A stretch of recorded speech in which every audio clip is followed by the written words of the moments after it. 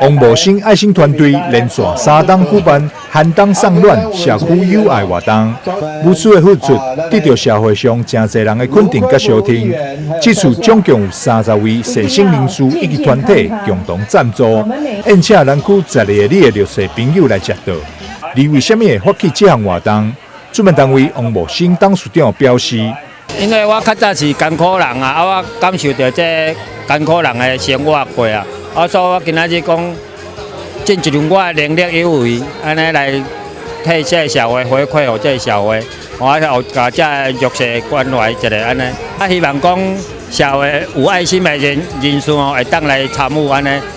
活动期间，市长黄伟哲、南区区长肖秀华、议员罗坤福、李凯维、吕维应、南区安平区议员参选人林依婷、胜利电台董事长李明威以及许惠美女士等地方头人，拢到场赞声。我们感谢我们王团长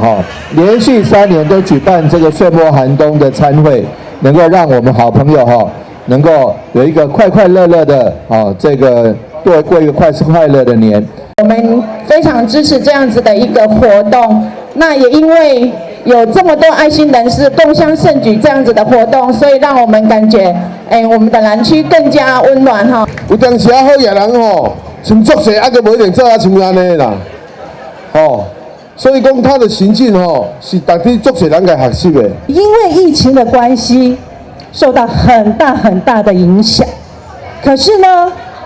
他仍然坚持在今年一定要继续来举办这一场社区寒冬送暖、社区友爱的活动，请给我们王董事长一个热烈的掌声。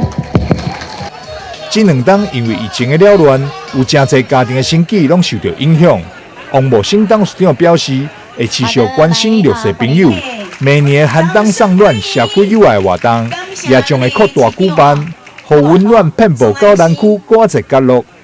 台南新闻张硕伟采访报道。万事如